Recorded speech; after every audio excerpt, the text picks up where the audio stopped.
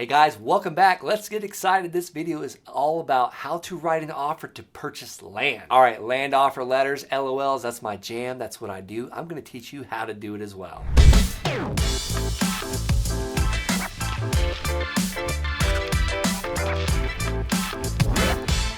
As someone that's filled out hundreds and hundreds of offer letters, I know this process is totally intimidating. I'm going to walk you through step by step, and I'm also going to give you the exact form that I use as a free gift to help you through this process and get you started way faster than I was able to do. All right, here we go. So Tony Robbins says, stand on the shoulders of giants and compress time frames. I want to hopefully compress my 6 years into this 12 or 13 minute video for you to show you exactly how to fill out an LOL. I call it the LOL because every time I get one back signed by a seller, I laugh out loud because I know I just got a great deal on a property. You know, a great deal. Usually it's less than 50 cents on the dollar, and I'm following Warren Buffett's, like the grandfather of investing. I'm following his rule, and his rule is, you know, margin of safety. That is buying something at a discount, not because it's not valuable, because you're buying it at a discount. It's like buying groceries on sale, the Denton Bins or the expired or the Rotten Tomatoes type thing. Like, we're getting this stuff at the price of Rotten Tomatoes. Not that I'm comparing my land to Rotten Tomatoes,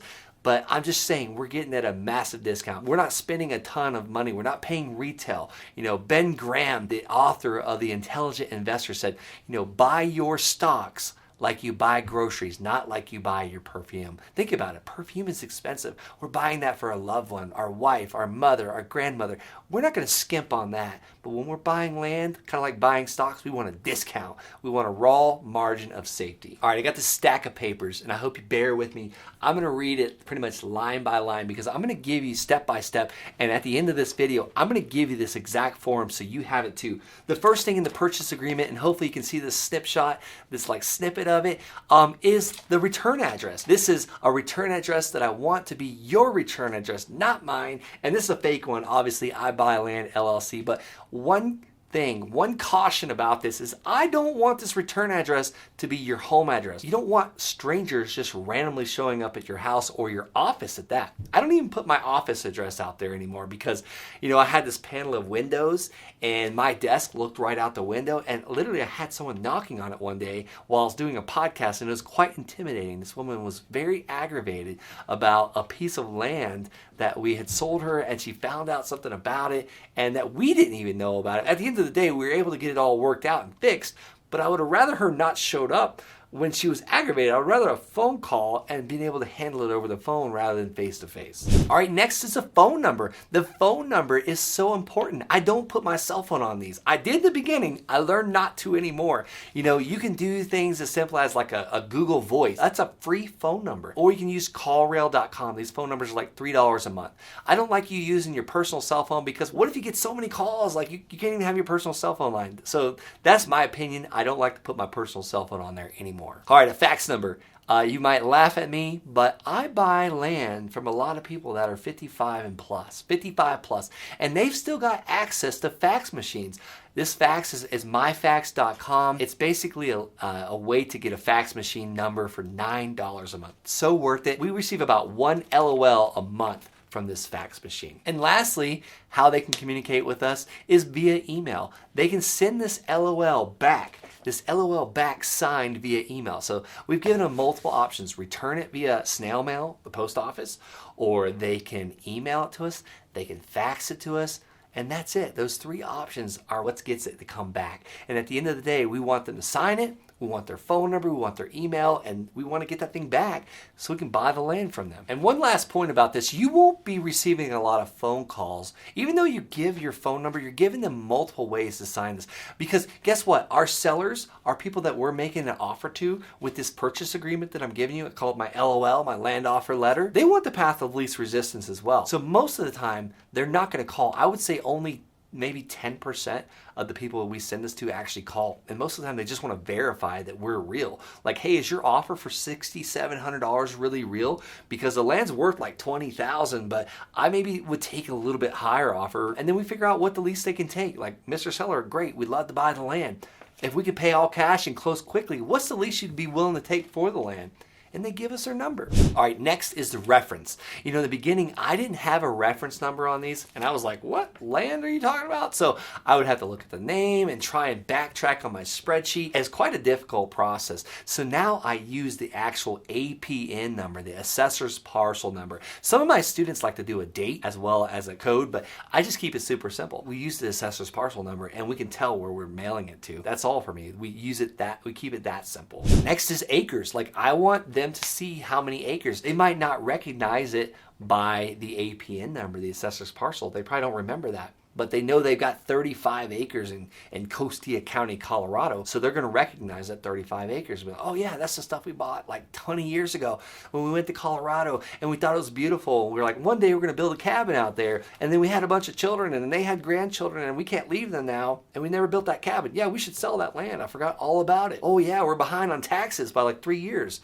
So that's where we come in and like we save the day type thing. They were about to lose the land. Now they got money for it. We got a great deal. They sign it, they send it back, they fax it to us, and we all laugh out loud. All right, we're almost done with the boring stuff. Then that's legal description. The legal description is also really good because most of the time it says like if it's in Florida, Colorado acres or whatever, when I see that legal description, I know exactly where that's at. And so are the people that own the land because that's what the subdivision was called when they purchased it and they created the subdivision 20 years ago. So the legal description is also important, but I get a lot of students ask me, well, what if the APN doesn't exist? Or what if there's no APN? Or what if there's no street address? Or what if there's no legal description? Well, put something on there. Do the best you can. Sometimes we have sellers that call me like, I sold this land years ago. Well, no, they didn't. They still own it.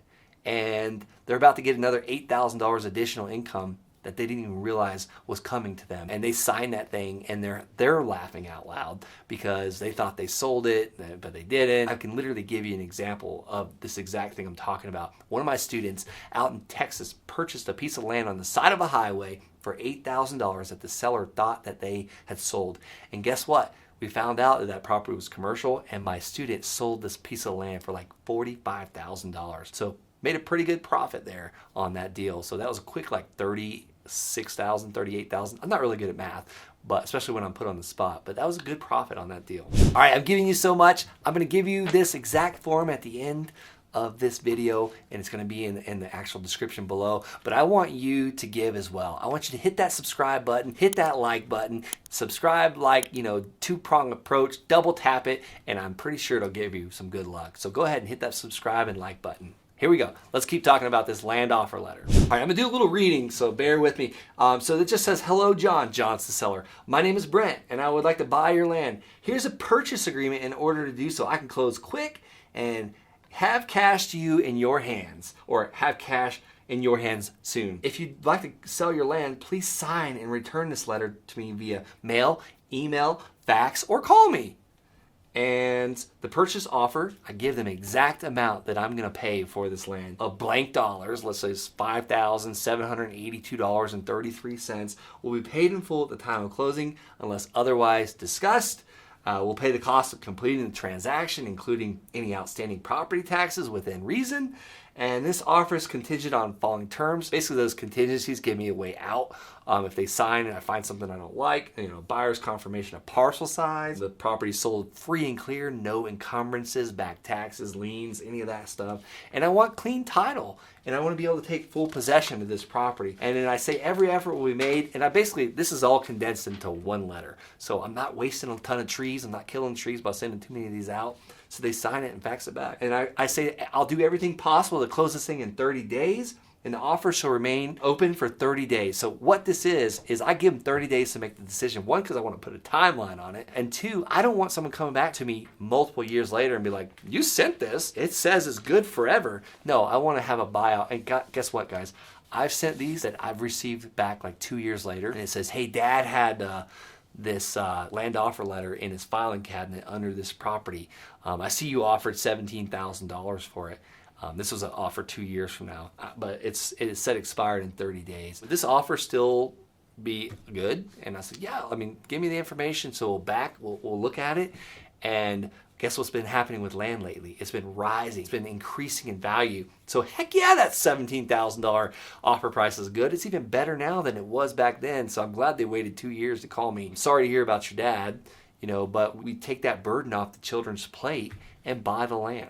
All right, and the last couple points, I sign it here, and then I want my owner to print, sign, put their email and their phone number. That email and the phone number, I'm telling you what, I sent about 1,000 of these out before I realized I needed that, the email and the phone. So learn from my silly mistakes of just pulling the trigger and moving forward. And then I put my fax, email, my phone number, and my mailing address once again, and I put this little caveat. The back tax amount will be reviewed and approved in writing by I Buy Land LLC. If back taxes amount are not approved by me, this transaction shall be canceled. So at the end of the day, if it's like $1 owed and I don't like the land, I can just cancel it. So that's just another caveat. So I hope this helps. Like I said, I am giving you this for free. The link can be found below in the description, and the link is thelandsharks.com/LOL, as in laugh out loud, or land offer letter. All right, so I told you I've purchased over 271 parcels of land, and most of them have been with this exact form. This form has made me millions of dollars, and I'm giving it to you for free today. But if you're interested in finding out more about this, how to build a business that will serve you and your family and others, head over to thelandsharks.com. You can schedule a call with me and my team. We'll see if we're a great fit. We'll see what your real estate goals are, and I'd be honored to coach you.